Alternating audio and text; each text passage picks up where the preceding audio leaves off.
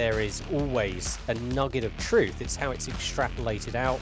It's how it's then propagandized and all of these different things. And we can see this very clearly within the abstract. I mean, it really gives you a very good indicator of exactly where they're taking you ideologically with this. Welcome to the Rogue Journal Club, where we tear studies apart so you don't have to. The Rogue Journal Club is a ScioSophia production, featuring long-form discussions of peer-reviewed studies published in academic journals and their connections to society. I'm Adrian.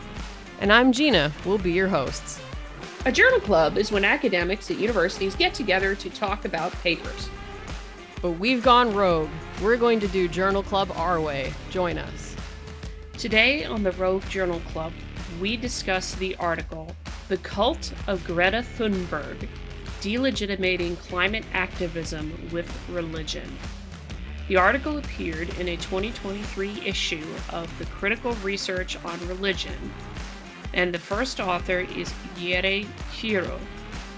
Today, we are also joined by Kieran White, multimedia journalist, the host of the Crowdsource podcast, and the founder of Wokescreen, for his take on the article. So, our article today, where the hell does this rate on the scale of dumpster fire to apple pie order, which I think our guest doesn't know that we actually looked up what the opposite is from dumpster fire, and it happens to be apple pie order. Well, I can tell you right now that this is anything but apple pie. I would just like to say how much I hate you for making me read this. I feel like I've gone down a couple of IQ points, but I'm sure that our friendship will endure past this. I hope at least. But this, guys, you do not know what you're in for with this. It's I've run out of pen ink. The amount of notes I've taken on this, so I think it's going to be quite a roller coaster of a show. So yeah, fun and games, eh? Yeah, my general impressions of this were, wow, this is very weird, but it is in a critical theory journal, so we really shouldn't be expecting anything other than weird at this point. So amounts to propaganda. Yeah. Before we forget, and you've probably figured out if you're listening that we're not alone today, Gina and I. There's some other call coming from inside the house. In this case, we're joined actually by a multimedia journalist, founder of Wokescreen, and the host of the Crowdsource podcast on YouTube, Mr. Kieran White, who's quite an expert in religion and multimedia journalism and all that. So we figured he'd have fun with this, and it sounded like he did. That's a very interesting word you used there, but we'll go with it for the purposes of this intro. Yes, I had fun with this. Yeah. Yes, and so our YouTube audience can see. I will put the article up here so we can start with that. Where is the window? Here it is. Here is our article today, which I don't know how to pronounce his name. So any of you who know how to say Finnish, let me know, because I don't know how to pronounce it. But it's an article entitled The Cult of Greta Thunberg, De-legitimating Climate Activism with Religion. And as Gina said, it appears in a journal called Critical Research on Religion. So I'm kind of not surprised either. Yeah, it's not. It's funny when the journals are titled stuff like this, because I think critical obviously has two meanings, and one is the normal meaning and one is the not normal meaning. And so these journal titles are very misleading, because you think, is this a religious studies journal? And then you read the paper and you're like, it is most definitely not a religious studies journal. It's a critical theory journal. So the critical part is the important part of the title, not the religion part. Critical in terms of problematizing everything. Mm-hmm. Yeah. Yep, it's one of those glorious container words, as I call them, where they use, they repurpose and retrofit common language so that they are able to slide them in under people's noses with not realizing. So if you read this, you think, oh, it's just critical thinking, religious, and you're none the wiser until your spidey senses go off within the abstract, which I think we're going to get to. Oh yeah, so per common thing here, we'll just read the abstract for our audience, and then we'll just dive into your thoughts, and if there's particular places you'd like to point out to the reviewer, of course, obviously we'll read them for audio, but hopefully be able to show them also for our YouTube listening audience. Contemporary climate activism has often been called a religion or a cult. We investigate what is done with climate religion discourse, CRD, by whom and to what ends. Our case study concerns Finland, one country out of many where forms of climate activism are regularly dismissed by equating them with irrational religion. We find that political parties and newspaper columnists use terms and phrases such as millenniarism, prophet, messiah, cult, apocalypse, Virgin Mary of climate religion, and children's crusade. We argue that these are examples of strategic othering in the Finnish context. We observe that this religionizing stems from the activism's incompatibility with prevalent economic rationality, and that gender is a significant theme in CRD use. An unintended consequence of CRD is that it constructs those forms of religion which do not disturb modernity and the capitalist order as more legitimate than others. Where do I start? Where do I start? I don't know if anyone wants to jump in before I get my little laundry list of notes that I've scribbled down. Or do you want me to get? You go ahead. I'm gonna just do like a general impressions thing. So I went through this paper a couple nights ago, and I am an ex-lefty. When I was in my 20s and early 30s, I was very this like climate panic feminist kind of person. And I've talked about this in other places, especially on this show and other episodes, that I used to be a climate activist, and I got paid for it for a couple of months even. So I'm familiar with the position that this is coming from. And so it was interesting to try to read it from my old mind and my new mind. And so I often have like two people in my head having a conversation whenever I read these kinds of things. And so I will attempt, at least in some part, to play a little devil's advocate, but I want to make it clear that I generally don't advocate for critical theory approaches to anything because it's anti-rational and stupid. And that's not a very professional thing to say, but I'm in a mood today because of some other things going on. So I'm just going to say I don't advocate for critical theory. I used to be an environmental activist, so I can understand where they're coming from while also disagreeing with most of it. So that's all I'm going to say at the beginning, just to preface. So, yeah. Yeah, I agree with you. I think as much as we can poo-poo the whole thing here, there are. I mean, the thing is there are always nuggets of truth in certain aspects, whatever ideology it is. I mean, there's no limit to that statement. Every ideology, there is always a nugget of truth. It's how it's extrapolated out. It's how it's then propagandized and all of these different things. And we can see this very clearly within the abstract. I mean, it really gives you a very good indicator exactly where they're taking you ideologically with this.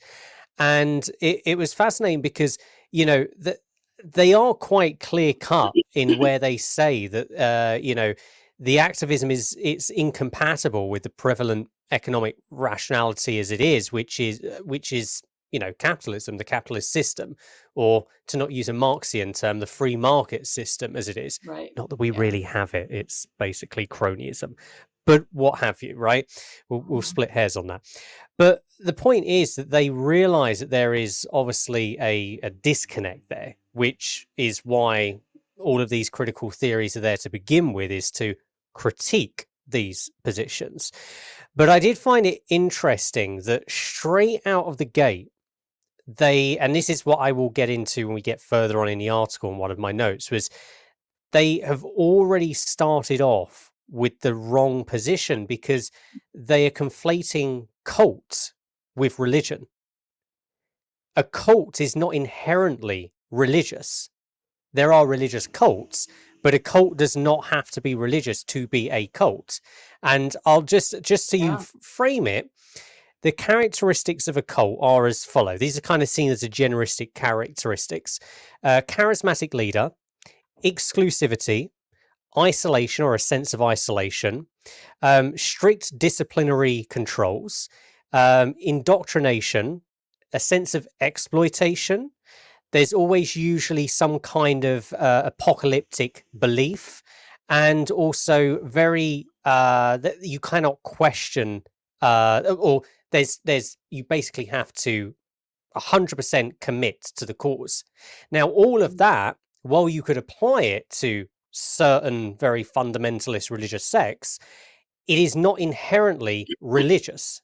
So, by them framing and conflating cult and religion and starting off on the whole thing that somehow it demeans other religions, well, by using the word cult, they're showing that they don't understand and they're conflating. So, that was my 2 cents with that. And it was really gave the alarm bells running in my head as to where they're going and what they're trying to do with this. But we'll see whether I was they actually redeem involved. themselves. I was actually involved in my late 20s with what could qualify as a non-religious cult that was a medical treatment that was on the internet, and every single thing you listed you could check off except possibly the apocalyptic thing, but you Mhm. could even twist some of the things they believe to being a form of that, like some kind of alarmism where this Sure. was everyone's going to be sick in the world except for us, that kind of thing. So it was Yeah. not quite, but you could twist it that way. But yeah, I almost died from it, so I am Wow. definitely I don't talk too much about that story because they are kind of a litigious group of people. So I don't say names. But Yeah. yeah, they're still out there. They're still out there. I don't think they've got a big hold on culture, and I was worried back then that they would, but they didn't. Um, but yeah, it's unfortunate because they victimize a lot of chronically ill people, Yeah. and I don't. Yeah, so just there was not a single shred of religion in that. It was very Right. secular. They actually pretended to be science, which was that was how I got sucked into it. So yeah. It is interesting because I think the apocalyptic belief, I think, yes, that could be quite a malleable statement, and I think that could be extrapolated further out as a sense of your group or your mission is to bring about change to the world for some kind of bettering. I think that might also, but I think that could also be on the local level with your own individual self as well, a collective self, not necessarily, meteors are going to come down, we need to change what we're doing. But it is, yeah, it's interesting. It sounds like, I mean, everyone knows about Scientologists and exactly what they're up to and what they're like when it comes to people that want to push back on those and how litigious they are when you kind of push back on certain things. So yeah, that sounds awful. But yeah, glad you came out the other side of that. Yeah, I have rationality and reasoning and Popperian falsification to thank for my life. And yeah, so I guess I'm a little bit of a Popper evangelist. The philosopher of science, Yeah, Karl Popper. I'm a little bit like that's my Bible, if I have to put it. yeah, Because I mean, this is the way that I keep myself from falling for that over and over and over again, like I see a lot of other people do who don't have this, what I think to be Popper's greatest gift to humanity, is this reasoning that so many people want to fight against. Like they want it to be not, they want someone to overturn it because it's not easy. But it also is at the same time. But that's a whole, I feel like I need to start my own like Popper podcast or something because I have so much to say about it. Or I'll just sit and read the books like on the mic and like not take any credit for the ideas because they're I not mean, mine. we So can do a whole episode on Popper if you like, or a couple of. we should. We totally should. I could pull any number of random pieces of the. I collect the books. I even like have like a rare copy of the Open Society in my on my shelf. I'm kind of a little mildly obsessed. So I can pull some things if we want to do that someday. That'd be Yeah. cool. That'd be cool. Yeah. Yeah, and I mean, for me, this is interesting because, of course, as our listening audience would know, on the professional side. I am a climate scientist for a living, so interesting. In full disclosure, there we put that there.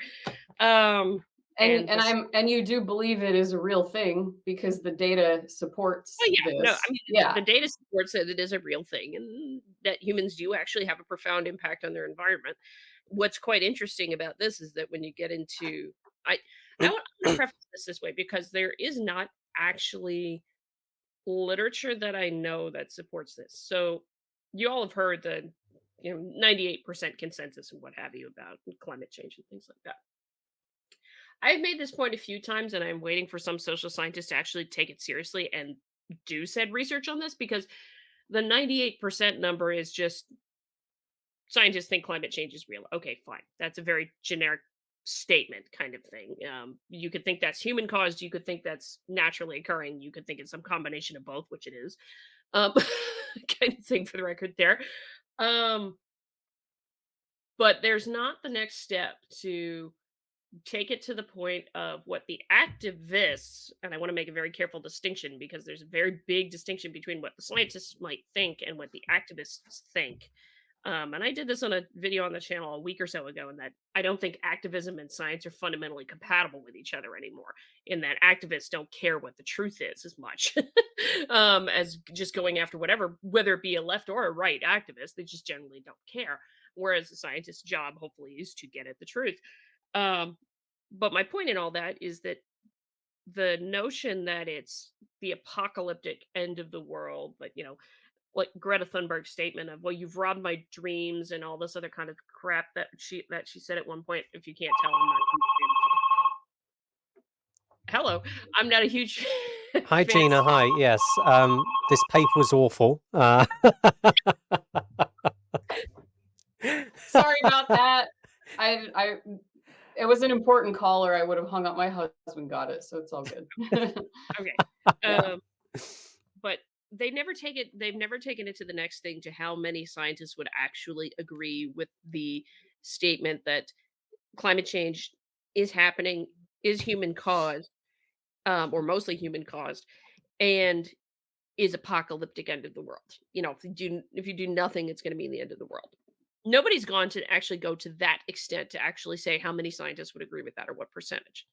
So I'm sorry. So if you hear the 98% number being shown around in favor of an activist message or being used in the favoritism of an activist message, just recognize that nobody's actually done that study. Okay, that's good to know. I think the consensus messaging in general is harmful, though, because that gives them an impression that science is conducted by surveying expert opinions, and that like a collection of expert opinions equals a data set, which it doesn't, and that's not how science works. That's not falsification. Yeah. I'll also caveat myself and say I haven't seen that study done. Doesn't mean it's not out there, and I just missed it somewhere because there's so many damn studies nowadays. But anyway. I agree. Yeah. This is a propagandistic piece of garbage. Well, I mean, when I started reading this felt like leftist policy position tried to be legitimized through the guise of a scientific study. Mm-hmm.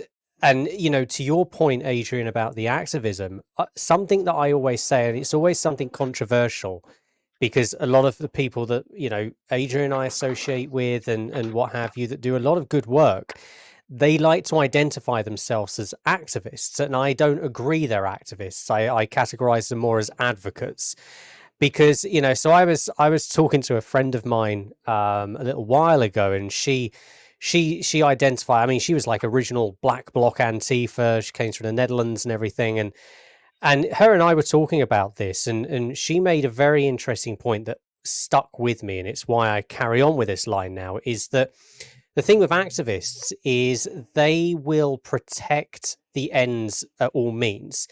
If you're an activist, you will not allow like if I came to you, Adrian, and said, look, I've got a study here that this is rigorously tested, and it shows that actually climate change is one big lie, nothing exists, and here's the evidence that has been rigorously fact checked and everything to show where the flaws are in the data that's existing, you would at least look at that and use your critical eye and your expertise. And if you found that it was legit, you would go, okay, right.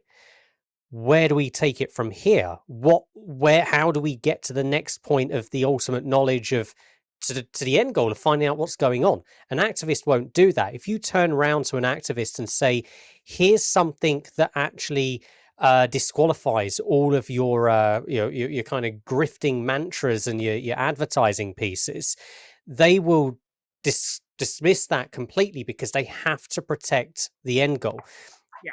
Easy point is an activist cannot take on new information that jeopardizes the mission, whereas an advocate can. They can adapt and they can move because their pursuit is truth. Their pursuit is the goal at the end of it, however they get there and what have you. So, yeah, this is when it comes down to the activism side of things, it is it's very clear. And there are some points that are in here that I'll make, but I'll wait till afterwards because otherwise I'll get rid of all my points. So they're addressed further on, but they are brought up in what you said. Yeah. All right. Yeah. So where do we want to go first? We should explain like the general overview of what they did so that people understand, because they used a methodology called discourse analysis in this, which is actually a legitimate methodology in the social sciences. But I think to me, it seems like the discourse analysis and the data they collected is pretty cursory and maybe like almost they did it just for the fact that it's a journal article, and what they really wanted to do is just espouse this viewpoint as almost an op-ed, like a think piece that is being disguised as a scientific study. To me, that's what it seems like. So no, I would agree. I mean, discourse analysis can be a very valid way to do it with the scraping and what have you. But I know I made notes in there. It's like, wait, you used a grand total of 2 publications from think tanks. Right. Sorry, no, that doesn't count. It doesn't count. Yeah, so I'll read. So they're basically, what they're doing is they're looking for evidence of climate religion discourse in conservative and libertarian news, party materials, just forums. They don't touch the left ones. They will never touch the left ones that might actually be somewhat religious in their discourse too. And again, notice their very hard, fast and loose definition of far right as well. Oh yeah, I mean, we can talk about that too. I'm going to give a quick summary of I'm going to read the beginning of their data and method thing. So I don't know if you want to put that on the screen or something so that people can see it, since we have that ability to do that with this fancy StreamYard thing. So I'll wait till you have that up there. Yeah, so our data comes in 3 forms: party-produced materials, regular newspapers, and an online discussion forum. Our primary data consists of party think tank publications, party newspapers, and regular newspaper opinion columns. These are collected systematically via keyword searches to capture climate religion discourse. As supporting secondary material, we will utilize unsystematically collected news stories from regular Finnish newspapers that mainly report on the sayings of politicians, which were discussed in party newspapers, and a Finnish far-right online discussion forum topic that exhibits the climate religion discourse. Our time frame is from 2019 up until 2022. So, and then I guess what they define formally, what they mean by climate religion discourse, did they define that anywhere? I can't remember. To a degree at the beginning. Yeah, it's in the introduction. That's 134. Oh, yeah, they quoted the Telegraph. So I find this kind of interesting because I was like, well, that's not a totally unreasonable thing that they were quoting, but so they said, for example, Madeline Grant in 2019 wrote in the conservative British newspaper The Telegraph, religious thinking pervades our supposedly secular age, from the purity-obsessed clean eating fetish. I actually kind of agree that that's a purity-obsessed fetish, but anyway, to the unforgiving online lynch mob with its public shamings and demands for penance. Thunberg, with her apocalyptic warnings and Pippi Longstocking plates, has become a global icon in a matter of months. More striking than the ubiquitous crowds accompanying her, however, is their quasi-religious reverence. She is portrayed as a child prophet, a modern-day Joan of Arc, and her ability to inspire a movement. So they consider language like that to be climate religion discourse. So, and I'm still forgive me if it's just been lost on my unscientific eyes in the gobbledygook here, but I'm still quite unsure of exactly what weight they're putting on specific things. For example, this is clearly an opinion piece placed in what we call the Tory graph, because it's very well known that the Telegraph is the go-to publication to leak policy. So you can kind of give it a bit more weight in the UK because it's where policy gets leaked to kind of test it, and then the government will then react on the public reaction to it. So it might be a good idea to look at that for a Conservative government to go, actually, let's put a bit more weight with the Telegraph articles. But being that it's an opinion piece and it's not an actual a writer there or someone, I'm unsure exactly why they're concerning themselves, because I don't know. Yeah, they're actually analyzing opinion. That's what discourse analysis is. It doesn't mean that they're looking at factual or rigorous studies or citations or data. They're looking at how people talk about it. So anything that anyone says about it is fair game for the analysis, because it's about what are people's opinions, how are they expressing their opinions. So it's almost like a meta. They're just analyzing how people talk about the topic. So that counts. It's okay that it's an opinion.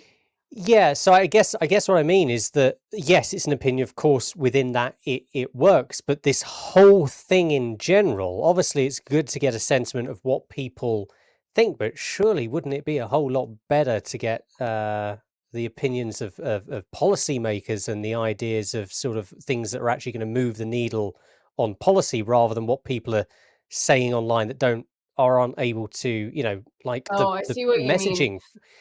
Yeah. Like why are they weighing the opinions of random journalists? Far right chat boards. Right. Well, yeah, I don't know who wrote that. That could be a real person. I guess it could be ChatGPT. I don't know.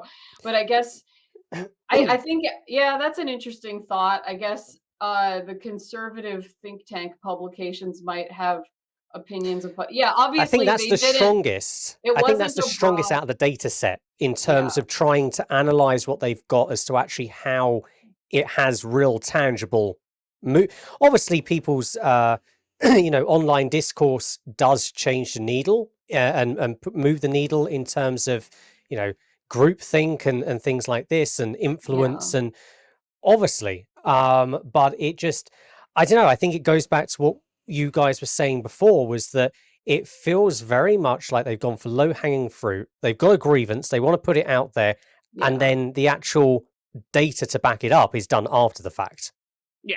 Yeah, they're not doing a broad agnostic search of a large set of different kinds of discourse. They're picking the most extreme sources that are likely to produce the kinds of things that they want to use to say this thing is happening. Yeah. Oh yeah. Yeah. And I mean, that's kind of what I get out of it. Probably upset. It seemed like they were upset at some of the language being used to bless them to describe some of these activists, which might actually be very fair language for some of the activists. I would not say all of them necessarily, but I mean, if we go back to the tenets that I gave you for what constitutes a cult, I think if we critically think about some of the I wouldn't say, because I don't think a climate activist in and of themselves can individually be a cult, all-encompassing cult within one person. Of course not. But I think when you have a movement and you look at all of those different things, then they definitely do qualify, bar probably a couple of factors. But yeah, I think the cult does actually. I mean, you know me, I'm a stickler for language. And so I like things when they're very precisely used, but I do think that cult is the closest. I quibble on the idea of religion. I think it might echo a couple of the frameworks of a religion, of like a belief system and things like that. But religion in and of itself, of how they're using it, no, I wouldn't call it religious cult, but I'd call it a cult. Yeah. And I was going to add what ticked me off with this, as the statistics side of my brain was kicking in, reading this, was, you grand total of a couple of pubs for one thing, which is not a great sample size to work with. Yes, you're doing keyword searches and the number of times certain things appear. That's fine. So you might get more of a sample that way, but it's a keyword search, and the best you get out of that is the number of times a word appears. Um, And and do the they use? I don't know. I mean, I don't do this sort of analysis, but does this account for context of how it's used? No, it doesn't. It doesn't seem to have done that here. I know you Right. can do that if you get more involved in looking at different sections and say, okay, what's the context? What were they talking about in the thing? But like all the snippets they have in here where they're talking about what these things are, they just give you that kind of basic snippet, but you get nothing itself of the context of why that snippet was said in the original piece to begin with. And so what you're left with is something that is pretty much wholly anti-scientific, in the sense that you've got to rely on, basically, a good amount of trust in the authors that they are representing it Right. fairly. And given that this seems very biased piece of work to begin with, I don't trust that slightest. I don't think they represented any of the articles that they talked about in here with snippets fairly. Yeah, And we shall be honest with ourselves here. Doing science is not the purpose of critical theory. Yeah. That they're specifically deliberately trying to not do science, and the point of it is to the means justify the ends, and you all know this yeah. very well. So Or is it the end? yeah, the sad thing is that there are lots of academics who don't think about science and falsification, which they use every day in their jobs, but they don't apply it broadly to all knowledge, who think that journal articles like this are science. And so they believe what is said in them. And I saw it a lot when I was working. I see it vicariously through my husband's career now. And it's very, very depressing to see that happen. So yeah. I think Adrian and I touched on this in a previous show that we done, where we were looking at the way studies get legitimized through the press. And what you'll end up getting is, the way the sausage factory works is, you'll get a scientific study done. Usually it's been funded by, a company that's got interest in certain outcomes. Then it gets pushed through a PR agency. That PR agency sends the findings and a nice glossy press release to a journalist. Usually those journalists have got high targets. They've got to do like 10 articles a day. They're like, oh gosh, what do I write about? They get that in their inbox. It's press release, so they can do what's called journalism, which is pretty much copy and paste. They trust because it comes from a PR that they know, and it's a scientific study, don't you know? So it's got that legitimacy. But no one, and I'm not going to pretend that I know how to read scientific studies in the way that you guys do. It's harder than it looks, folks, unless you actually know how to read these things. And so what ends up happening is, because of budget cuts in newsrooms, you don't have technical editors that are able to look over the legitimacy of certain papers. But it goes back to the point that you were making, that just like just because something's published in a book doesn't mean, but it has all of the optics. And just because it's got a nice abstract, it's got a nice DOI number, it's in a nice publication, does not mean that is 100% a study that needs and should be taken seriously. You still need to put your critical head on, and not that critical head on, but the right critical head on. Yeah. Yes, exactly. But you notice as well how they're very clever, and to the point that you were making in the way they frame things, they give you just enough for you to kind of understand where they're going with, but not enough for you to be able to have enough information that you could independently then start picking holes in their analysis. They gatekeep the information, but they give you enough to feel like they're being transparent, but not enough for you to then able to analyze it yourself. If you already think that conservatives are evil and holding back progress, and you already think climate change is the end of the world, you won't be motivated. We've got a paper for you. Yeah. Right, exactly. You aren't going to be motivated to like look at this. You're not going to be motivated to see where the flaws in the reasoning are, because it's emotionally going to be gratifying to you. And I will say that the right does the same thing. So I'm not going to say this is exclusive to this worldview. I don't really identify with any political party because I'm tired of the ideology. I'm basically in the Popper Party, if that's one. I'm libertarian. I loathe them both. So yeah. So I'm going to read something from their section on legitimation, because this bugs the crap out of me, and I see this kind of thing so much. And Adrian, yeah, sure. I just real quick decided to look up every journal. For those of you who may not be aware, every journal has sort of aims and scope or journal description of what the focus of the journal is. I think it's kind of relevant. Let's do this.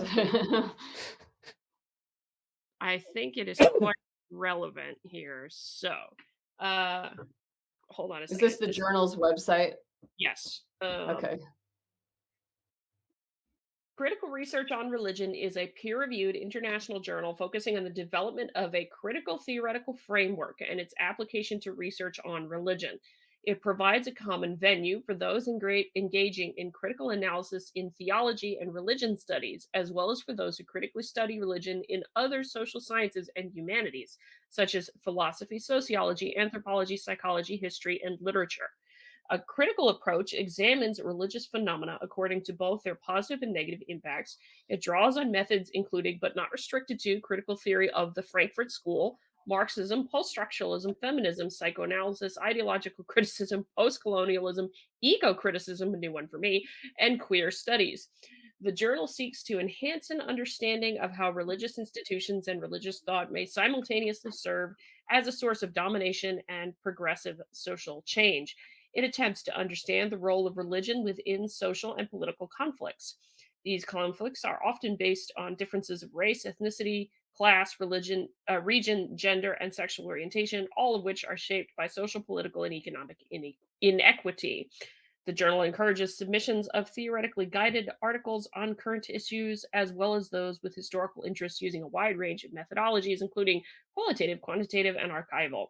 It publishes articles, review essays, book reviews, thematic issues, symposia, and interviews. So, I mean, the Marxism is right there on the main page. So I guess there you go. I have no idea what eco-criticism is. I have never heard of that before.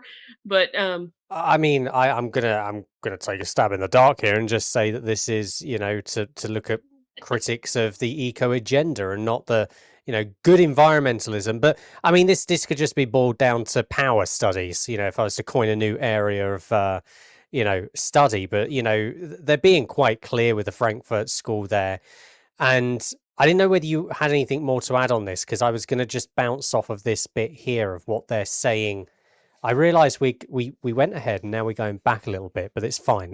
I think this is going to be the theme of this paper, because where it says that climate activism and old politics, they make the point here that, for example, they highlight Thunberg's her Asperger's, and as someone who has Asperger's, I don't think that really has any point at all in there. In fact, if anything, I think it should, given the right kind of stewardship, would actually give her more of a legitimate aim in sort of being able to work out the bad from the good.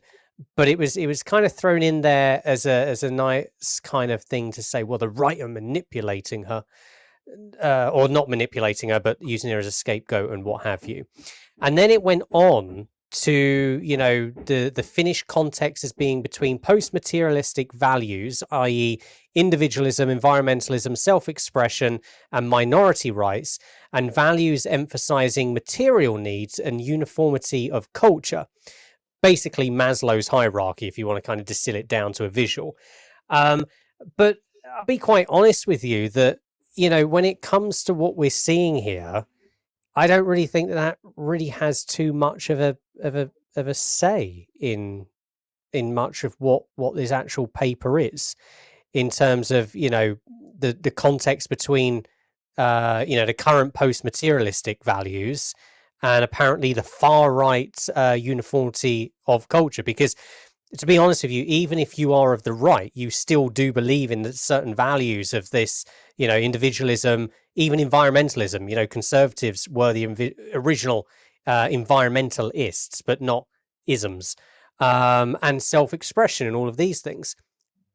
And it just shows that when it comes to critical theory, they don't quite understand they don't really understand much, if I'm being colloquial in my in my attack of them. But yeah, again, the whole far right thing is really bugging me as well. Because there's a point I want to make, but I want to make it further on, so I'll wait.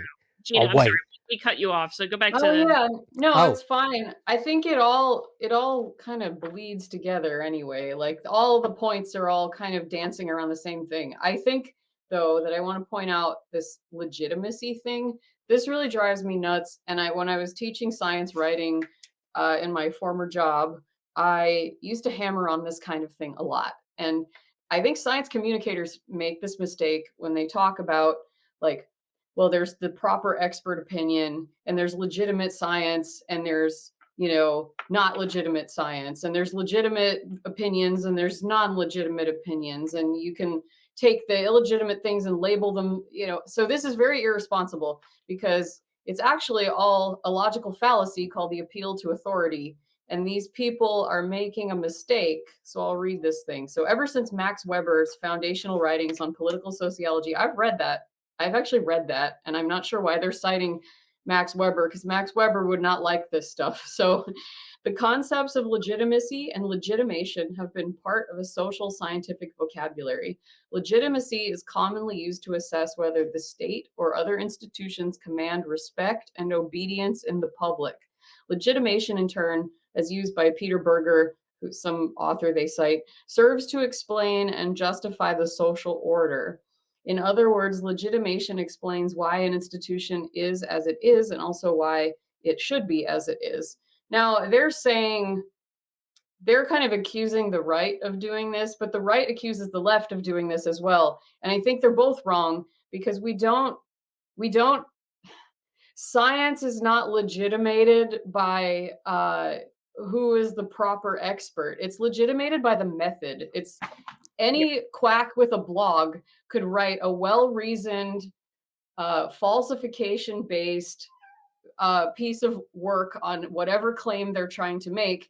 And if they are using good reasoning and they're using the Popperian falsification method, then you can consider it. It's part of the scientific, discourse, to use an unfortunate word, but it's part of the scientific discussion.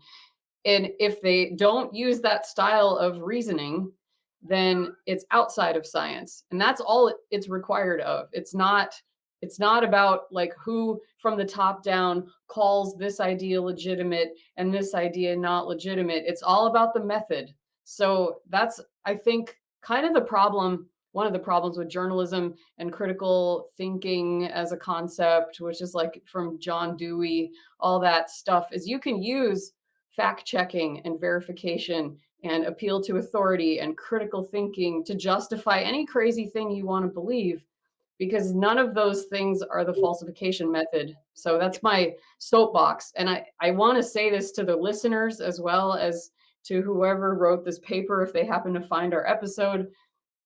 Legitimacy is not a relevant concept. It's falsification or not falsification. So yep. That's, yeah. I was going to say, it sounds like Clarissa doesn't like this article either. Oh, you can hear her? Oh, okay. Yeah.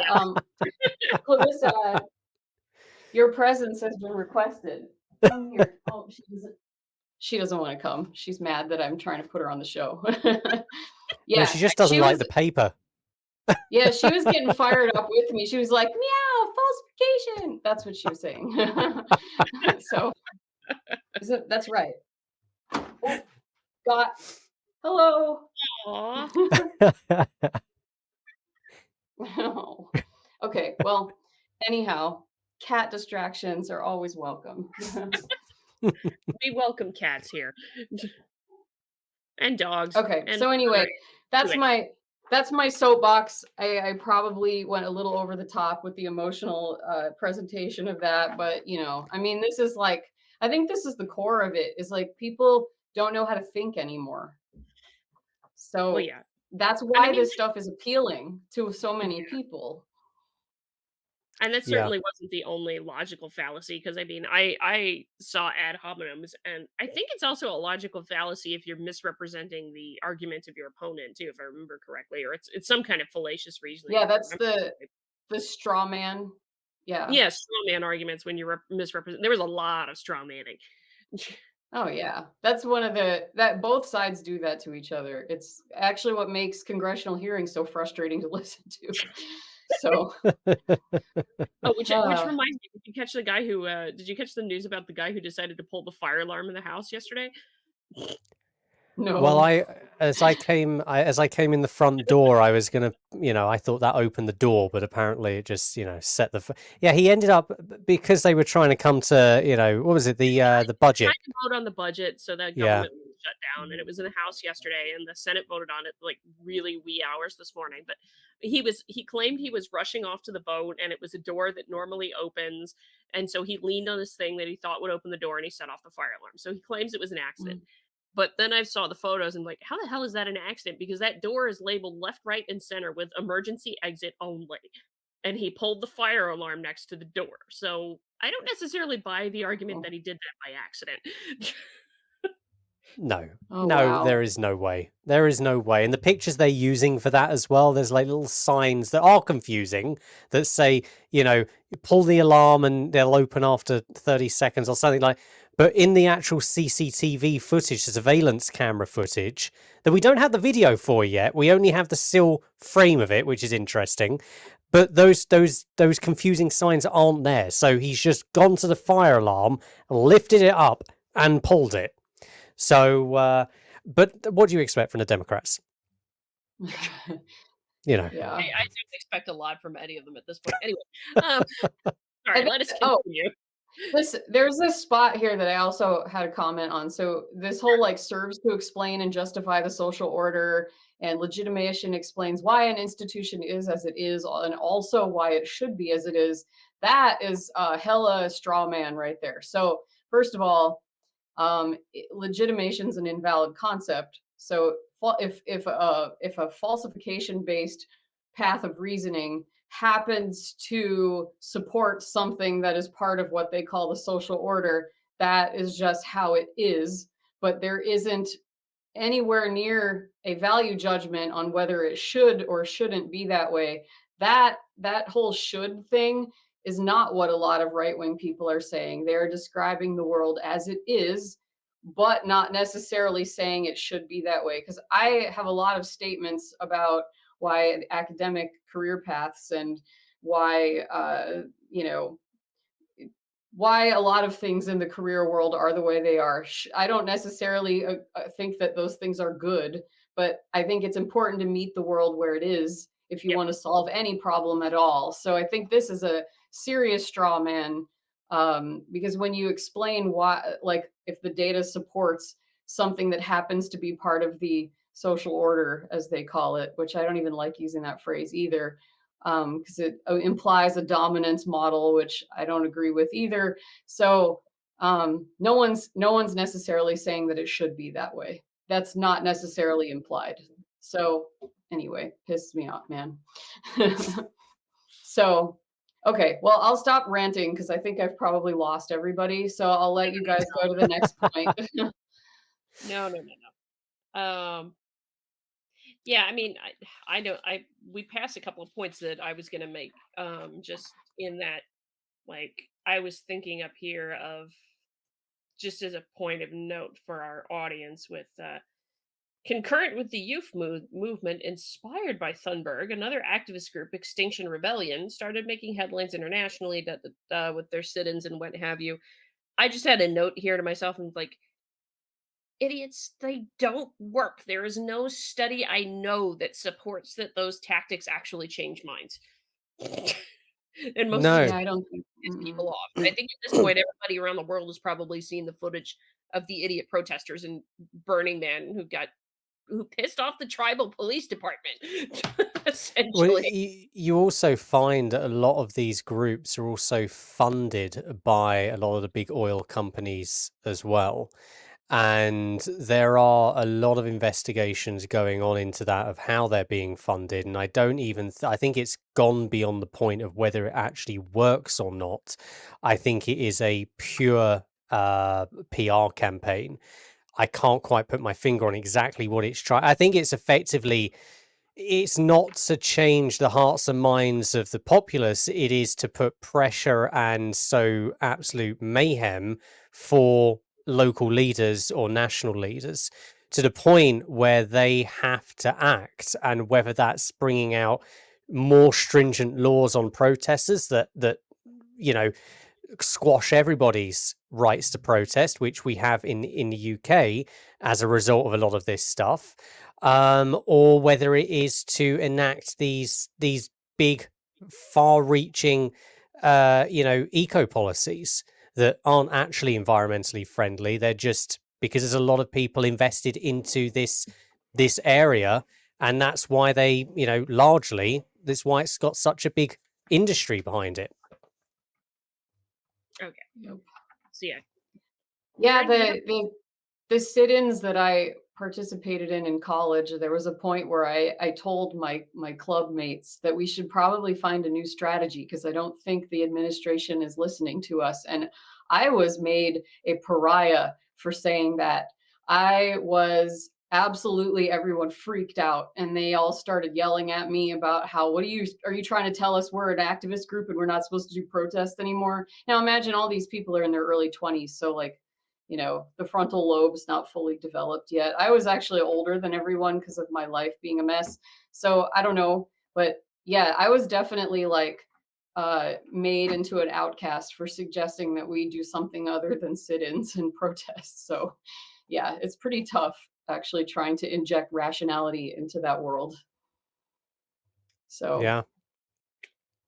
All right, so where to from here? So we hit the legitimation, we hit the protests that don't work, we've hit some ad hominems and straw men. I Kieran, don't know. Yeah, I was just going to very quickly say that on the legit before we go past the legitimation point, there was one bit I highlighted, and this just brings it back to my original point, and it's in the second paragraph there where they're talking about the MAGA cult. So if you scroll down, there we I go. remember So that. yeah, so it says here, for example, when the supporters of Donald Trump are called a MAGA cult, the supporters are delegitimated, but so is the type of religion cult the group is likened to. Therefore, we will look for such implications of the language use at hand. What form of religion are legitimated and delegitimated as collateral effects when certain actors criticize the climate movement? Now, again, this is the issue here. Because they conflate the two inaccurately, anything that follows on from this is incorrect because, a cult isn't a form of religion. It is a sort of a dark, perversive kind of power and psychological grip that people have over them. It's not a cult, is not de facto a religion. It has all of those tenets I explained beforehand, but it does not mean it is a religion. Therefore, anyone, and I do think MAGA, the real hardcore MAGA, I think it has formed into a cult, and ultimately, and I mean that in a strict sense of that diagnostic protocol that we've got there. When you do that, when you say, a MAGA cult, that is not taking a knock at any religious group. So anything they now say from that point on, where they're trying to conflate the two and look into it and seeing how it stigmatizes other religions, it's all wrong. It's all wrong, and it's It's such a schoolboy error unless you have an agenda for doing that. See, I was going to say, Kieran, because I was wondering about that myself, and I think I wrote it down someplace later, but this is a good point to talk about it too, in that I do wonder if the conflation is actually intentional, because there is a push to from the left hand side to delegitimate things such as Catholicism and Judaism and the Judeo-Christian principles and things along that line, which do have a lot of connections with the founding of different Western nations. So I do wonder if it is somewhat intentional to, conflate religion and cult and be like, well, you don't want to be part of this religion. They're, cultish and they're intolerant and all this other kind of jazz. So I do wonder if that is, obviously I have no way to prove it, but I do wonder if it is somewhat of an intentional conflation. I think it's very on brand for critical theory for them to plant the seed in the reader's brain and to conflate through a lot of clever tricks to conflate the two, because it doesn't, I mean, we know through the critical theory it is about belief rather than facts, and the facts are only found to support whatever the belief is. And so I think the conflation there, I think you're bang on the money. I think it is intentional, and it is positioning it as a real legitimate thing when it isn't, to then in the reader's mind to conflate the two, cult and religion. So yeah, I think you're very close to the point there. I would say you're bang on the money with it. This the Trump line, when I remember reading that and having to read that paragraph several times, because I was like, did they just basically reveal their strategy by saying, like, they basically said, for example, when supporters of Donald Trump were called a mega cult, supporters are delegitimized, but these are the same people, presumably, who call the Donald Trump group a mega cult. So they're saying, yes, and we use that strategy ourselves to delegitimize Trump supporters. And That's and what also, that sounded like to me. And I was like, wait, so are you saying we shouldn't do that, but it's okay for certain people to do that to group? Yeah, it fits with the Marxian thing of repressive tolerance from Herbert Marcuse. You tolerate everything that comes from your own side, but never from the other. Right. And I mean, the whole delegitimization of religion is a very Marxian thing. And in of itself, it's not just critical theory. However, critical theory, as I always say, critical theory is a toolbox to find whatever it is that can destabilize and do what they need to do to bring about carnage effectively. And so, but I think you're bang on the money again, Gina, because it reads like that. It reads that they're kind of, on the one hand, they're trying to sound balanced by going, when supporters of Donald Trump are called a MAGA cult, we do that. The supporters are, oh no, they're delegitimated. God, wouldn't that be bad if they were delegitimated? Delegitimated. And then when they say, implications of the language use at hand, because we need to look into it because it's very bad for other religions. But then they're kind of going, oh, could we delegitimize other religions by also doing this and conflating it in the public's mind that religions are also like there's two kind of ways you can read this. I'm probably inferring a lot and putting a lot in there, but I'm only putting that in from the tips and tricks of critical theory as a whole. Yeah, it kind of just came across to me as inconsistent. I was like, wait, that's not, if I was writing this, that's not the example I would have used. I think that it's almost like showing your hand in a way. Exactly, because the other way to read, the only other way to read it is that a critical theory journal is a standing up and taking sympathy with the MAGA audience and saying it is wrong to call them a cult. Yeah, it is wrong. To me, that's the only opposite. And I agree that it's wrong to call them a cult. I mean, wrong as in not morally or wrong, but like incorrect, I guess. I mean, maybe it's not entirely, because there's definition. I think there are aspects. I think the whole hardcore do definitely fit into the characteristics of a cult in a very technical definitional term. But I don't like broad statements about the MAGA group because, you know, look, you've got someone that voted for Trump once and identifies as MAGA, and then you've got people that believe in Q and believe that he's the second coming, right? You know, they're completely different people. There's a spectrum for sure. Yeah. Yes. And it's like, yeah, it's just I'm with you. I don't like buzzwords because they have the result of being a blanket kind of generalization, which is rarely helpful. So I mean, the thing is, what about the Obama cult back in the day? You know, that was like a movement. That was a movement of hope. That was, I mean, he was everywhere, absolute everywhere. Yeah, he had the Che Guevara artwork, the style, right? Exactly. Like yeah. Yeah, that was very weird. The posterized kind of graphic. Yeah. Yeah. All right. Well, where to from here? Yes. Where to from here? Yeah, Kieran, you had a big. Kieran had a list, so we can just. I know, I've got a list. I'm like anti-Santa. Well, I think that sort of concludes that little bit I've got, and I think the point that the bit that I wanted to get to, I guess, is well, I guess it works to go through this somewhat methodically, which is a rather oxymoron when it comes to critical theory. But when we get to the general observation section on, I think it's page 3, I have written down here after table 2, it was a very slight little bit that they slipped in.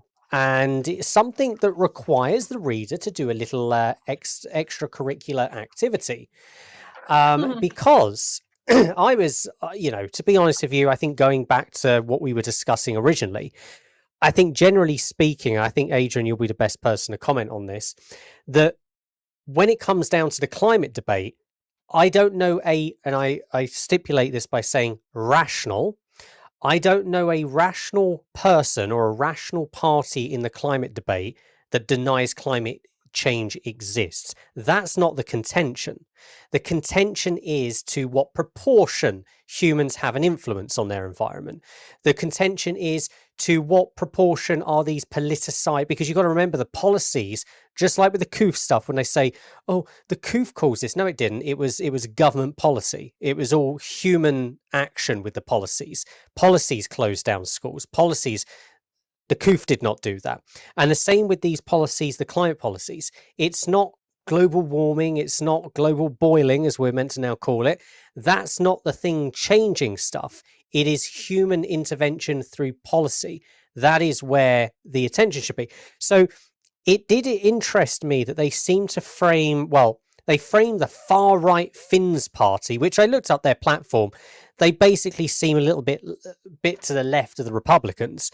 And I also looked up their platform, and they do not deny that climate change exists. They take issue with the climate change alarmism, the agenda, the policies, and this sticks right in the claw of these critical theorists and people on the left because they see anything as climate denialism, and it's not at all.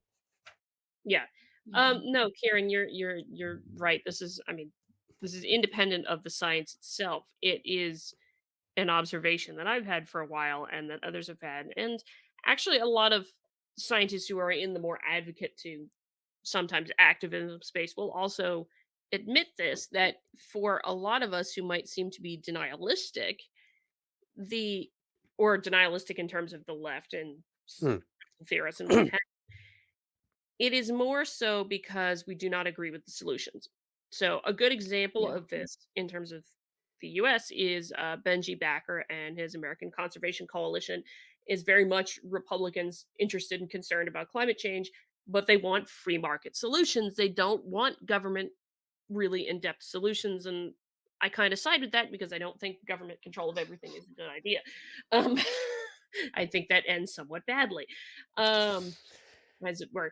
So there is a lot of that. There's also the case where that happens with scientists who at times point out that there are still some things in the uncertainty vein that we don't necessarily know about. A couple of good examples of this has been like Judith Curry, who has actually been pilloried more than a few times. She very much agrees that, yeah, climate is changing. We need to do something about it.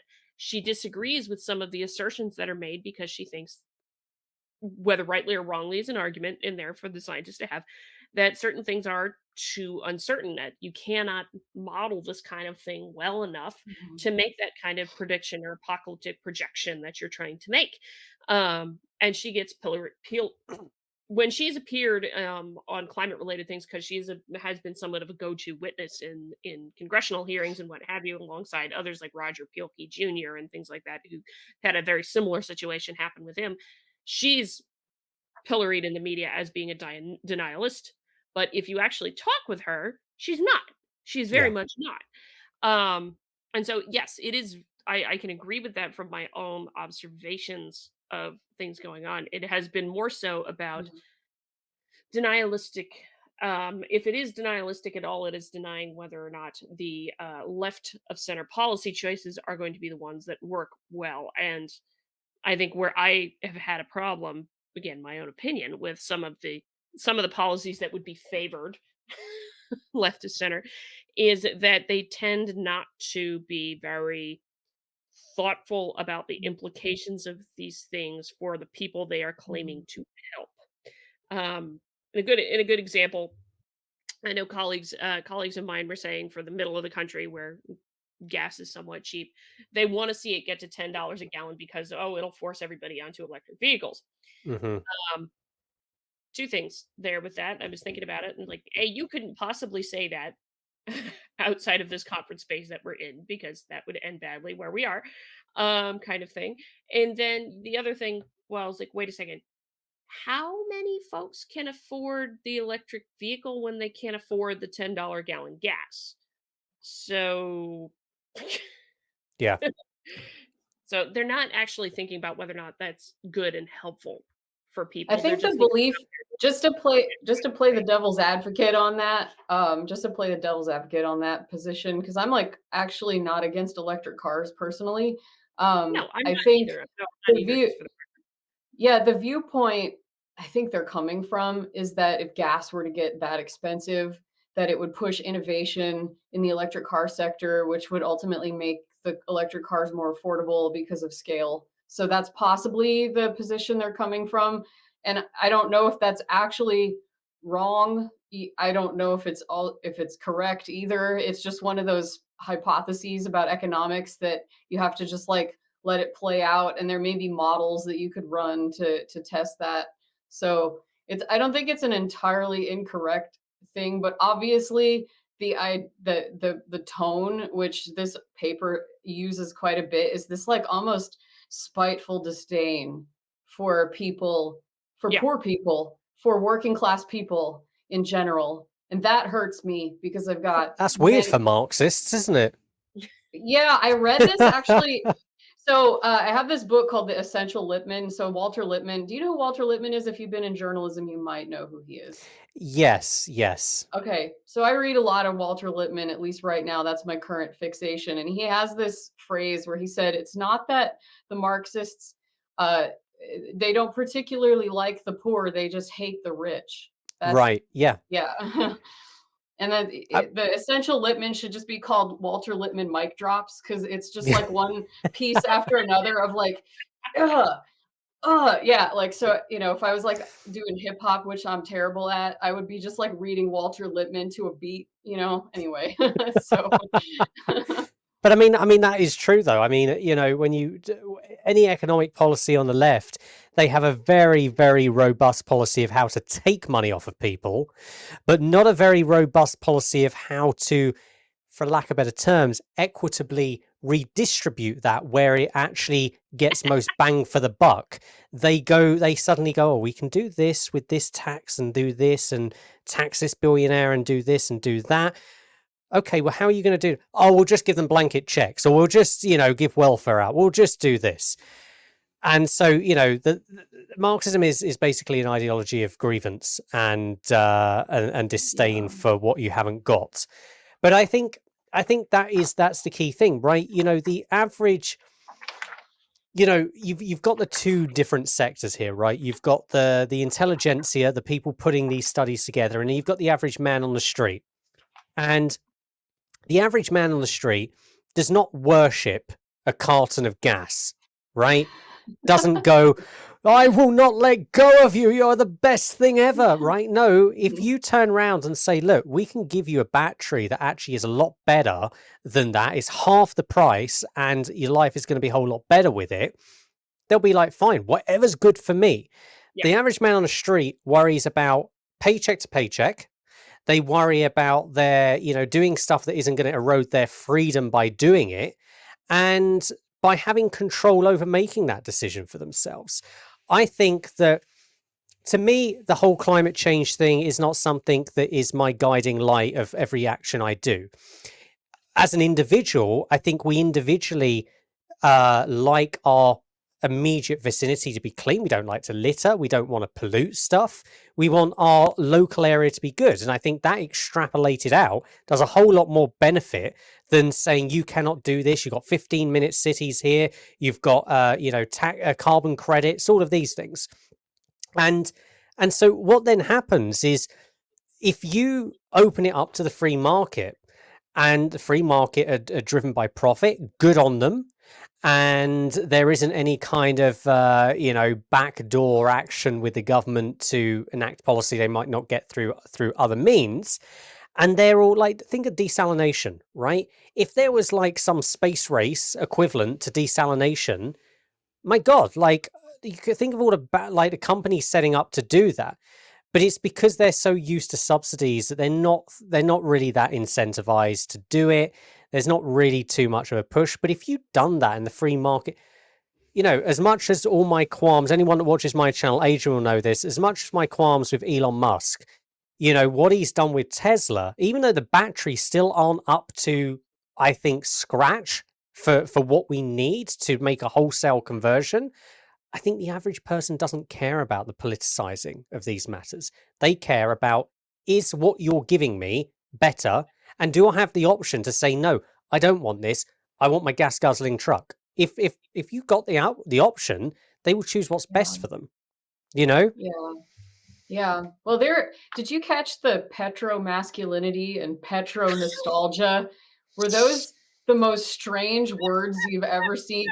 Did you see that? It's in the end. I don't know if you caught that.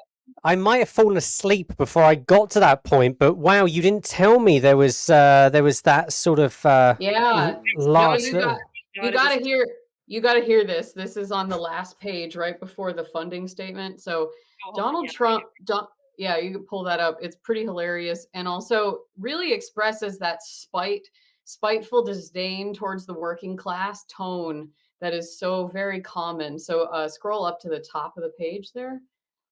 It is the very first paragraph on that page. Donald. It actually starts on the previous page, if I think. Oh, yeah.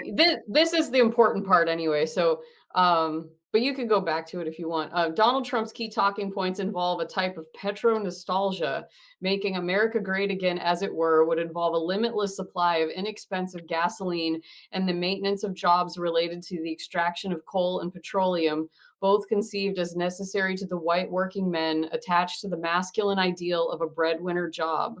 Far-right movements such as the Proud Boys blatantly combine such notions of masculinity and political authoritarianism. That's not political authoritarianism. I don't think they know what that word means, first of all. But like, that whole thing is such a cartoon. It's like, have you guys met? I mean, I know one person who it works in the coal industry, but it's like they've never actually met white working class men ever. Like, no, they never have. It was so many. Yeah, it is a pure caricature of everything, and they have just stuffed that full. It's like, oh my God, guys, like they're at the focus group after writing this paper, and like, we got a whole page of buzzwords we haven't put in. I know, we'll put it in the last paragraph. The only thing they didn't do that would have really tipped it off is they forgot to mention why bread is racist, because generally it's white. So that was the only thing they forgot to add in there. But I will, no pun intended, but I'll leave that little breadcrumb there. But yeah, it's absolutely insane, and it really does tell you, like, look, you read this last paragraph. Usually, most people will say just read the abstract, and you can pretty much get an idea of what the paper's for. With this, I think actually with the critical theory papers, I think you're better off reading the last one, because at that point, their mask is off and their patience is done. They're like, right, we just want to get to our MO here, and everything just comes out. And so I think that pretty much sums it up. Well, I think one of the things I find funny with this, of course, is they spend all this time. It's never explicitly stated, but it's implicitly there how capitalism is evil. I'm sorry, a lot of the things that you want to put up in policy wouldn't be possible if we didn't have capitalism. Thank you very much. Right. I mean, again, to play devil's advocate, because a lot of people do say, well, if they're Marxist and they don't believe in capitalism, why do they buy things? Why do they engage? Well, actually, Marx did say that under a capitalist system, that you are allowed to engage in a capitalist system as long as you yourself do not own the means of production. So it isn't technically hypocritical in that sense, but that's just a very nerdy little footnote to put in there, because a lot of people do believe it's hypocritical that they partake, but actually it's full on brand. Yeah. I just wanted to make a point here, because this is actually where I was going back to the conflation of religion and cult, because they're talking about this in the Lutheran Church respects its modern role as merely a segment of social life, and faith is considered a personal matter. That tends to be the leftist worldview, by the way, is that faith is only a personal thing. You can't actually act out your faith in society, but that's a whole other thing. Crucially, the Lutheran Church never interferes with hardcore political topics such as economics. This is why I think they're conflating things, because they obviously either they do and they're just ignoring it and trying to make it awful, or they don't understand this. But there is nowhere in Christian teaching that I know that teaches that you about collective responsibility. It was Hammurabi's code originally, way back in the way old ancient days of the world, that basically said that the son should be punished for the sins of the father. And it was biblical values and Judeo-Christian principles that said the opposite. No, you are responsible for yourself. You're responsible for your individual choices, and you essentially make the choice of whether or not you're going to go to heaven or hell. We're not going to force you. There's no cultishness about it, with the exception of the very crazy religious sects that you've mentioned, Kieran. So I find this interesting, because they think, well, no, this is a cult of its own that is just allows capitalism to thrive, and it doesn't push back against it like it should, because capitalism is evil. Some of those kinds of undertones of that attack on religion, but they really don't understand that a lot of Christian religious faiths, Lutheranism included in that, have an individualistic component, that it is your own dang choices that somewhat decide whether or not you're going to be in heaven or hell. And never, ever, ever, like the Crusades were wrong and things like that, because we did try to force people to believe Christianity. I mean, that did happen, things like that. But the key foundational teachings of Christianity are basically along the lines of, no, we're not going to try and force you. We're gonna go out there and we're gonna say, yeah, Christ is awesome, and savior of the world, and all those many kinds of things, but never force you to believe. That never is what happens ever in Christian teaching, with the exception of crazy religious sects. And this is the thing, though. I mean, but they're coming at it from the collective. They believe in collective guilt. They believe in these tribalistic views where, just like the MAGA cult thing, they will wrap everybody up into one universal statement. So it's when you turn it like that and read it from someone that would actually be reading this because they'd have interest in the journal, they would definitely be like, oh, that definitely makes sense. I think it must be a trait of any kind of new revolutionary idea, that they go through a phase where they want to force everybody to do it, and then eventually realize that you can't.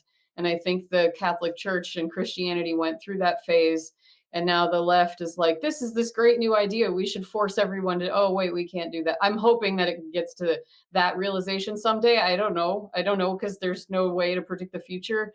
But it hasn't looked good. It usually has to hit rock bottom before the realization that we can't coerce people into believing what we want them to believe is realized. So I think ultimately, I think it is, again, this is always controversial when I say this, but I do feel that, individualism isn't inherently a human trait in itself. I don't think it's a natural state of being. It's something you have to work towards because, from a primal sense, you work in groups and sort of groups and things like that. And so these are things that you do have to work at. And I think that what you've just described there, I think, yes, it'll wax and wane, but it will come back. It will come back. It gets kind of weakened for a period of time. Then it comes back.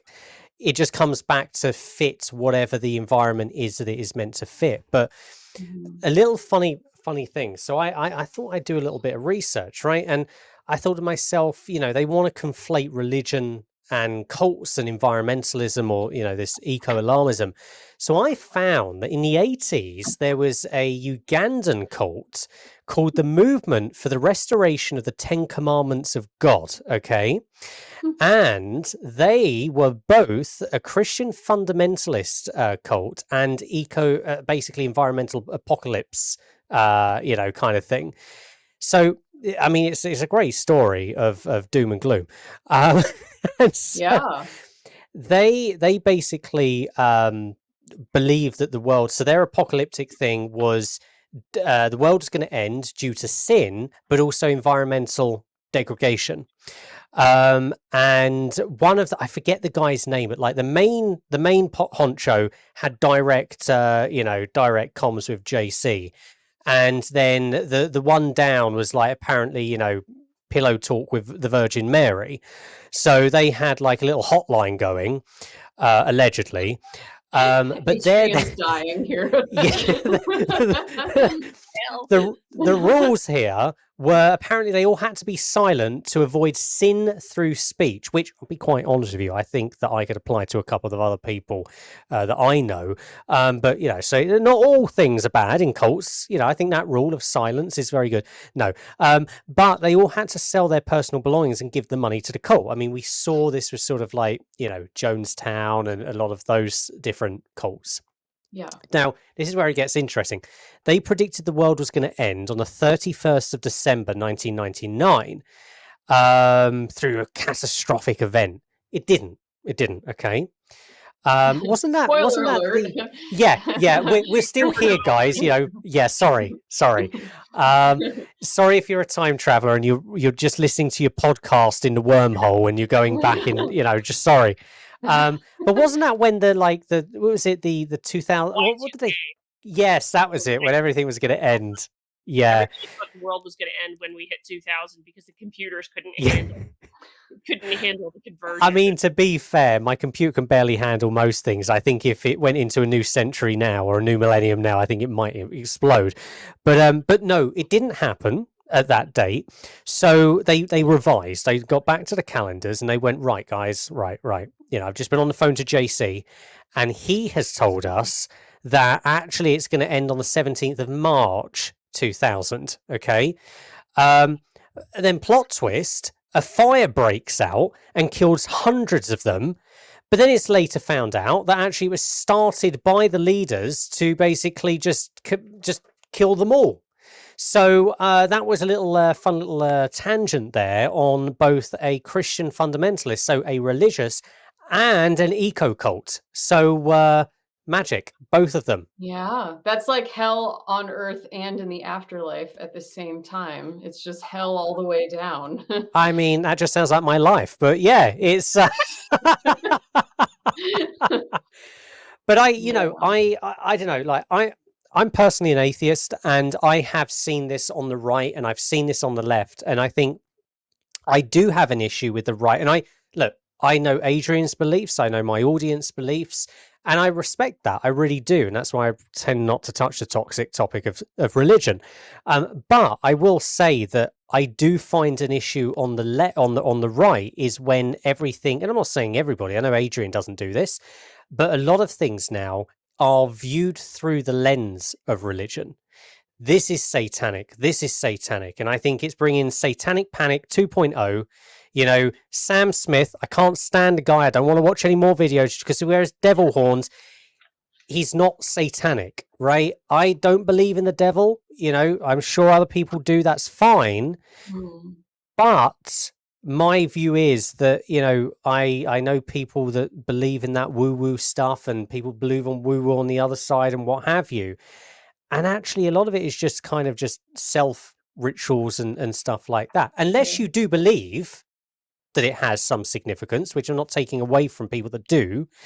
But I think that if we complain that people look through the lens of critical theory on the left, we also need to stop looking at things and framing it through the lens of religion on the right, because that, in that grey zone there, that's where truth and objectivity come in. And so, and that's the left will say that you cannot practice your religion. It's incompatible. I'm not saying that. I'm just saying that when we're in the pursuit of truth, then the right really needs to stop with the framing of everything through religion. Yeah, I have trouble with that when I watch Jordan Peterson. So I like some of the things he has to say, but he does kind of go, well, I don't get the sense that he's actually very religious, but I think his followers think he is. He was not, and he's changed a lot recently in what he thinks. I think part of it is the fact that he's on the Daily Wire as well. Yeah, and they had that guy on. This is like way off topic from the paper, but I think it's relevant to what you were saying about the like Satanic Panic 2.0. He had that guy on from The Sound of Freedom, that guy, the OUR guy, and they were calling, I guess, some of the things satanic ritual abuse, but what he was actually describing are like the bizarre sort of African tribal rituals, and they're not necessarily satanic, but a Christian would call it that because it's just what you call somebody else's ritual. They're heathens. Like right. So yeah, I mean, it's not necessarily satanic ritual abuse. It's still gruesome and awful, but it's actually we're the weird ones in terms of history for not doing stuff like that. Like this is where we're at now. We should be real happy because we were slicing and dicing each other like it was nothing like 200 years ago. You know, people used to go to public executions for fun. Like we're not there anymore. And so though, like when you religify things, like you're basically just sort of downplaying human history in your ability to understand why some groups would do stuff like that. And I'd love it if no one ever did that stuff. But I think you've hit the you've hit the nail on the head. And I spoke about this in a show the other day, which is very controversial. I know this is off topic a little bit, but I'm going to say that it's still on topic because we are in the realms of critical research on religion here. And there you go. you know, but I don't know whether the listeners, the viewers know of the Serbian performance artist Maria Abramovic.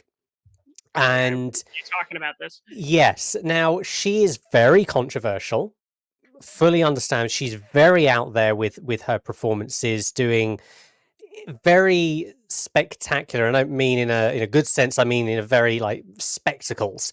She'll paint stuff on the wall with pig's blood, and she'll do what she calls spirit cooking, where she'll have like a live model and they'll be eating the syrup and so they'll be doing all of these things. But the point I made the point that she's not satanic. They write her off as like satanic and all of this.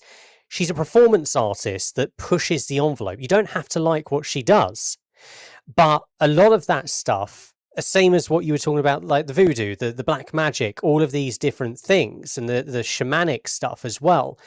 A lot of it is very ritualistic and metaphorical in what we need to do. And I think as well, like if you're dealing with performance art as ghoulish as it is, dealing with sort of death and very horrifying kind of looking things, I think it pulls back to us questioning our existence, our battles, and the darker side of humanity and things like this. But again, people, to your point, when we religify,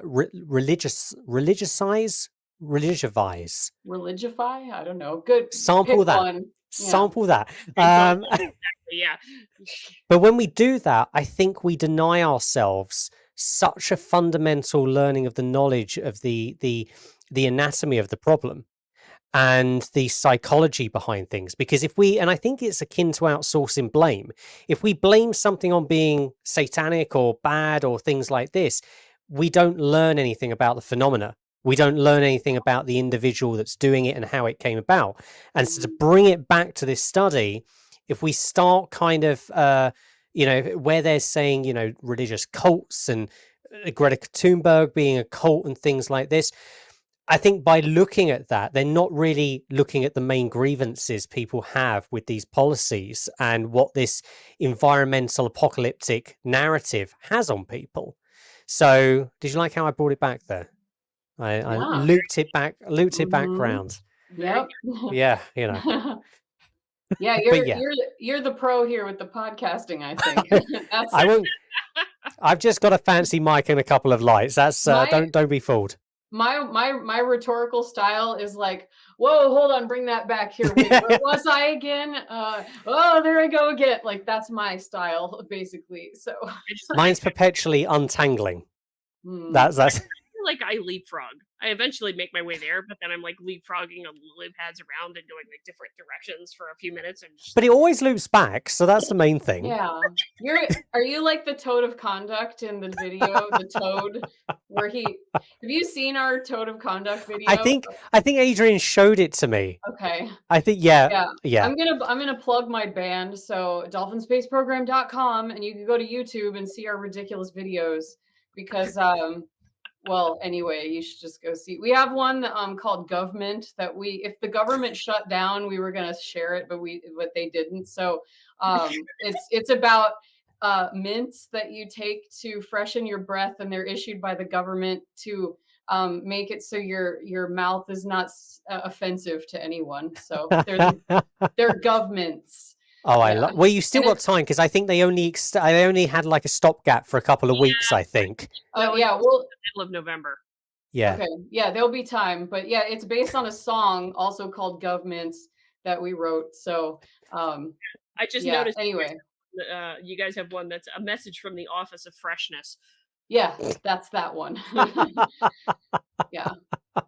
So, yeah, check it out. It's good time. Yeah, I will add we have one that we're going to record later today that's about the border crisis, and it's a counter march of Jimmy Buffett fans going the other way to the Mexican border.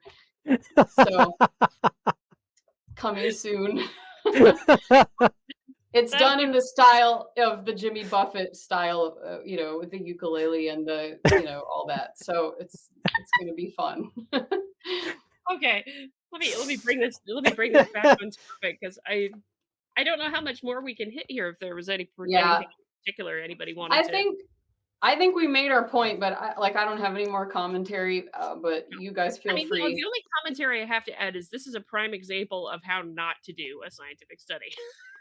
Really, because there's no hypothesis, there's no real analysis. It's cherry-picked results, quite clearly to me. It's cherry-picked out of context with combinations of straw men, and I did find some ad hominems at one point, and I'm just like, that's not right to do.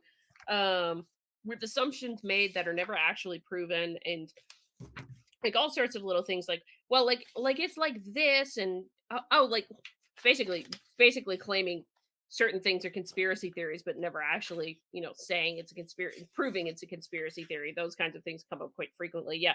Mm-hmm. Oh yeah. And there's the ad hominem insult in here against one of the folks they had a context thing of. It's at the end of, it's 142 in the top page title, but I think, let me go up to that real quick just so I can show that, because it's in the very bottom of 142. This is the only other thing that I want to mention, because it wasn't just straw men, it was quasi ad hominems, because it wasn't like out and out saying an ad hominem, but you might as well have.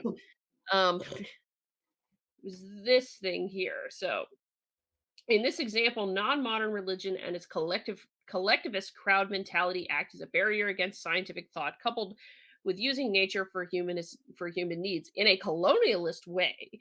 Conservative columnist Ehrenruth opposes this unmodern religion with rationality, which should not be distracted by enchanting nature. basically including making accusations of colonialism and anti-indigenous and what have you, just because the guy doesn't like certain things. So I mean, ad hominem's thrown in there all the way.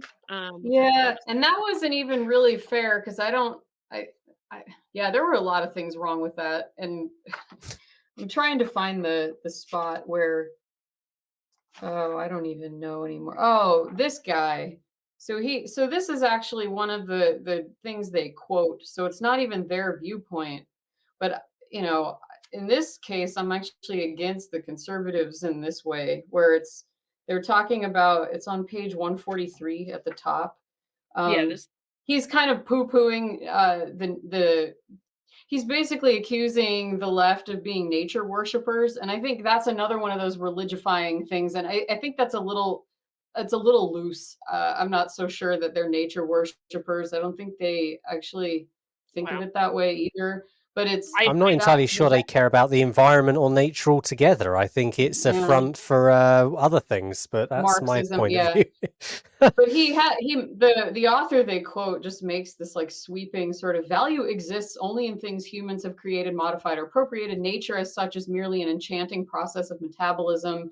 I can eat an adorable deer without remorse.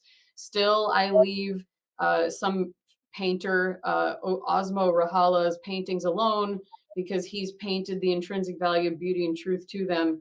I mean, first of all, there's a whole subdivision of philosophy that deals with aesthetics, and then a whole other one that deals with value theory. So this guy's making this big sweeping statement that he's like, I know what value is. Like, well, that's a viewpoint. They would have to say, well, some people value things that humans have created, others put value on nature, but he's stating it like it's a fact. So they find these very extreme statements to represent all of conservatism, and like that's not actually what like every conservative thinks about nature.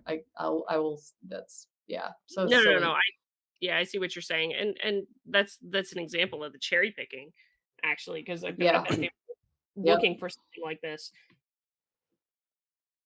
But yeah, it's definitely that's like one of, I don't know. I mean, maybe a lot of them think that, but I guess you don't know from the way they conducted this. They didn't do a broad agnostic search of lots of different viewpoints. It wasn't conducted in a falsification style, and that's why this is not science. Yep. One of many reasons. Yeah, one of many reasons. Any other thoughts, or shall we? We've been going for like an hour and a half and change, so I figure we've probably. Is there any particular other point you wanted to hit, Kieran, or is it?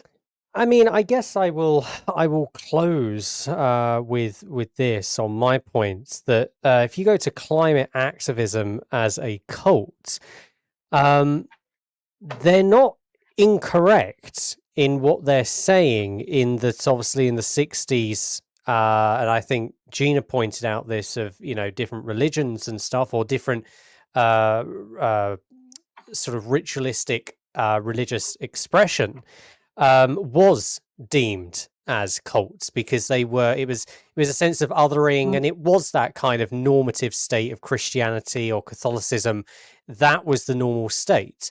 And so that was completely true in what they say. But it's interesting that they, talk about, so they've put this in here, and they quite right again, the term carries strong negative connotations with references to brainwashing, abuse, and widely publicized cult suicide. It is therefore perhaps unsurprising that the climate, what do they call it again? Climate religious discourse is common to refer, to the climate. And so it really fascinates me again that they do not understand, because that's an important part of this study. It's kind of one of the backbones. It's one of their areas that they're citing of their data sets. And so it's fascinating to me that they are intending to conflate religion and cults. And just as I said at the top of the hour here, the characteristics of a cult are charismatic leadership, exclusivity, isolation, strict disciplinary controls, indoctrination, exploitation, apocalyptic beliefs, and unquestionable commitments. So, there is nothing inherently religious there. So the whole backbone of conflating the two here is misguided straight from the outset. And again, bringing it back to the point you were making, that this to me and to all of us here, I think, feels that, again, we have an axe to grind. How can we legitimize this after the fact? Yeah. Yep. It definitely starts with some assumptions. And that's, that's like a dead ringer for something that's non-scientific. Oh, yeah. So, and you know what they say about assume? To assume makes an arse of you and me. Yes. Indeed. So, I think... So dumpster fire, we vote. I was going to say, right? I think we're all in agreement that this is a dumpster fire. I'm going to put this and my notes in a dumpster fire. I tell you this much. I don't think we told Kieran at the start that we do actually have a sliding scale when we review articles on this show. Like, we rate them from dumpster fire to apple pie order. I think this might fit a new categorization of dumpster fire. Like, it's like flaming fecal matter in a dumpster or something. Yeah. It's dangling off the edge of that. Over here somewhere. I think this dumpster has got so hot that it's actually gone back to a molten form. So it's like, so now we're getting into like petro nostalgia here, right? Because it's collapsed into like very good, yeah. Touche. I needed one today, actually. So that's good. Well, this has been really fun, and I assume that it would be longer because there's 3 of us, and so that that everybody needs to talk, and that so I'm a fan of 3, so come back anytime you would like, Kieran. This was great. Well, thank you so much for bringing me on. It was Adrian. See, Adrian, she could put any study, as much as I hate her for this, anything that talks about language and a manipulation of language and cults and things like that, I'm like a cat to catnip. So yeah, I'll be back. But thank you so much. I've really enjoyed myself, and thank you for letting me rant about cults and misuse of language. Fantastic. Thank you for coming along, and thank you all for watching. If you're watching on the replay on YouTube, thank you so much. As always, like, subscribe, share, all that lovely good jazz. Of course, go find Kieran over on Wokescreen and the Crowdsource podcast, where there's a wonderful show every Saturday morning, or almost every Saturday morning. Sometimes it ends up on Sunday, but that's okay. Only if I've got the lurgy. Also, you also, I must, little footnote here, I'm ruining your outro, I apologize, but anyone listening, if you sign up on wokescreen.com/join and use the code ScioSophia, you will get 10% off your membership. We do community calls, games nights, all kinds of stuff on there. Absolute great community. If you're creative and want to sell your artworks or creations through the store and don't want censorship or cancellation or excessive fees like Etsy do and all of these other things, we're building a movement. We're building the creative countercultural revolution. So come and find us over there. But thank you once again for having me on.